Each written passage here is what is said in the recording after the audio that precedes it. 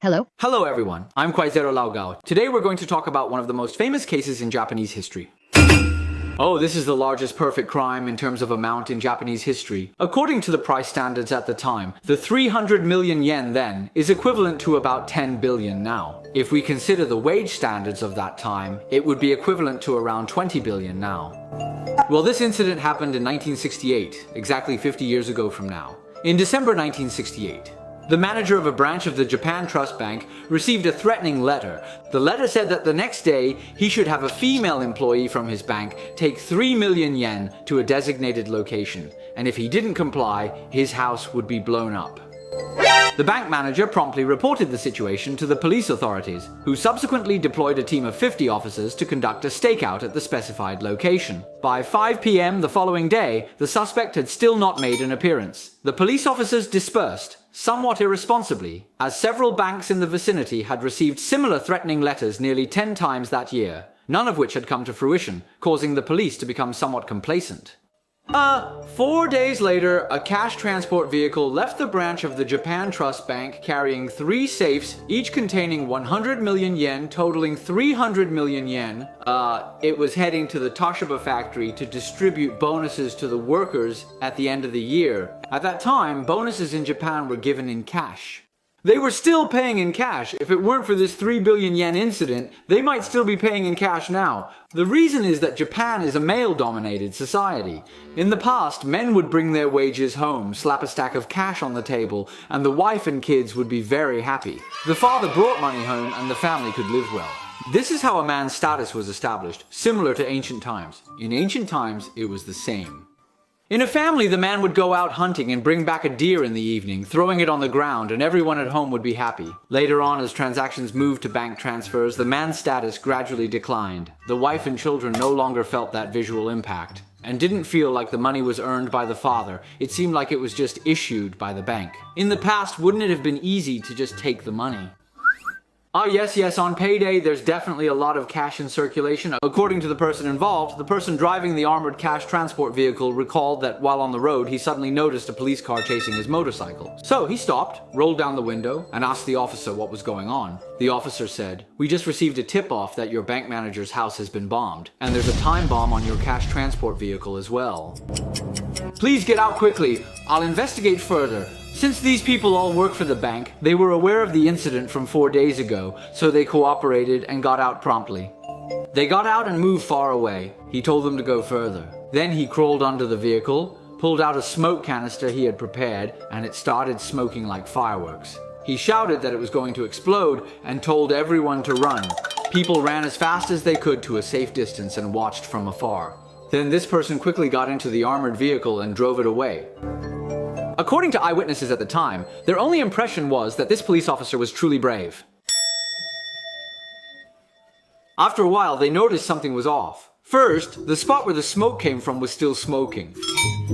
The car was just driven away. Another thing is, looking at his motorcycle, at the time it was just a white motorcycle, so it was thought to be a police bike, but upon closer inspection, it wasn't right because police bikes are all Honda motorcycles, and he parked that crazy one. It wasn't crazy. He parked 2 Yamaha bikes. Oh, they don't just make pianos. They produce a variety of things.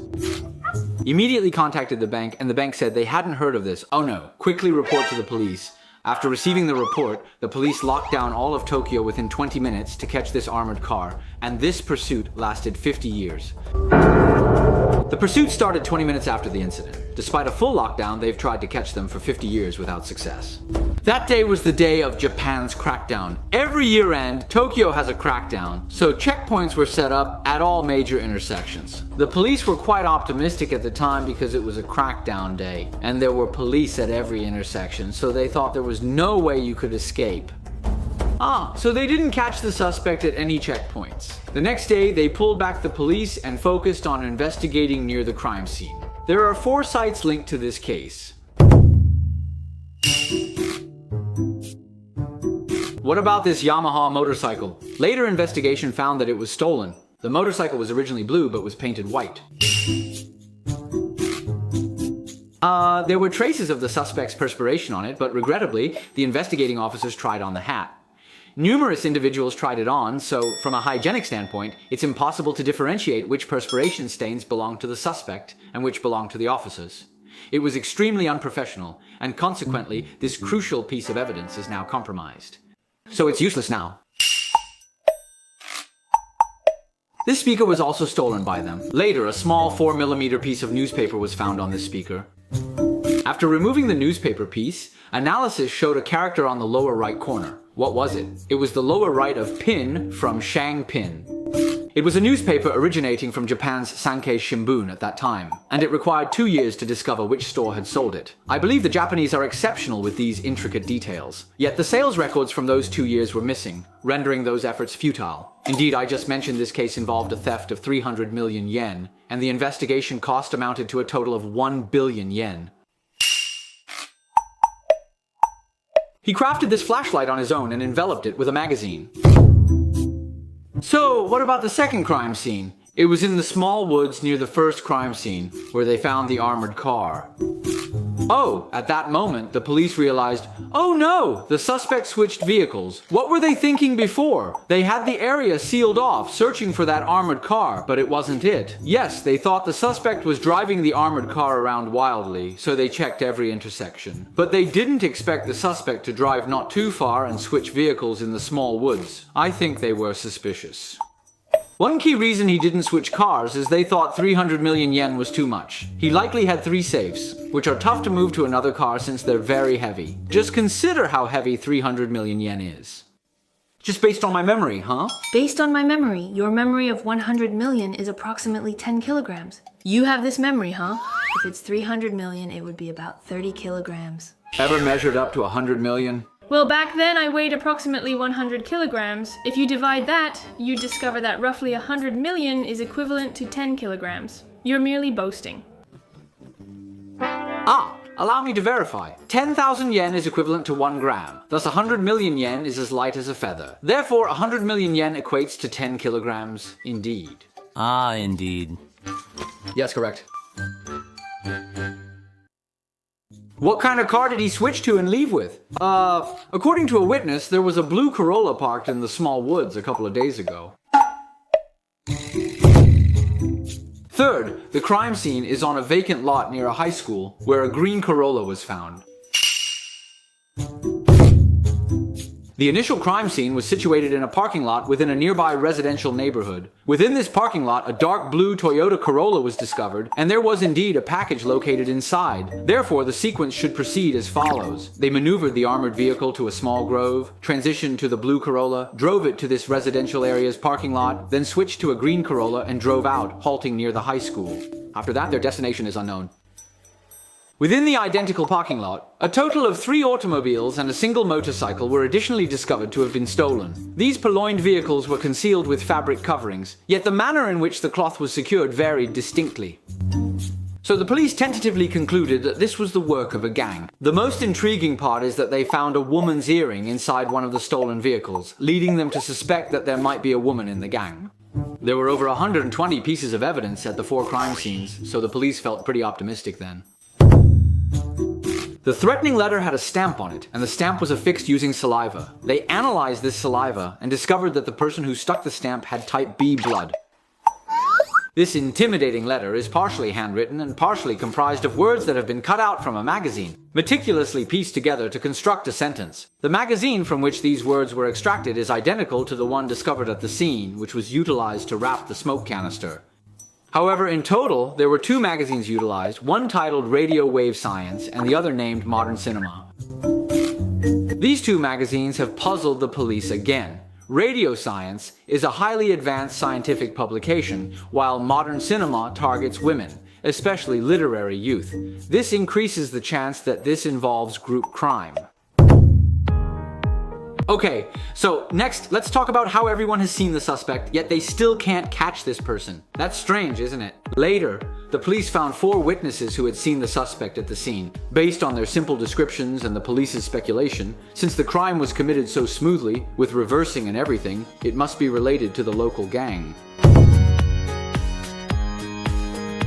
There are several points about S that match this criminal. Firstly, S is very good at driving and riding motorcycles. Another point worth mentioning is that S's father holds a position as a police officer, and he operates a white motorcycle, so S is quite familiar with the appearance of a white motorcycle and the various features it possesses.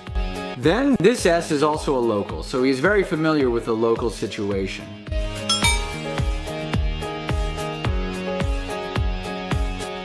Later, the police investigated the day when the threatening letter was sent, and he was in the juvenile detention center. He was at the police station, so he couldn't have been the one who sent the threatening letter. However, he ended up committing suicide by poisoning on the 5th day after the incident. After S passed away, the police extended an invitation to the 4 individuals from the armored vehicle who had witnessed the impersonator disguised as a police officer to attend S's funeral. They wanted to ascertain if S was indeed the individual they had observed. At the funeral, these 4 individuals scrutinized S and stated, "Similar."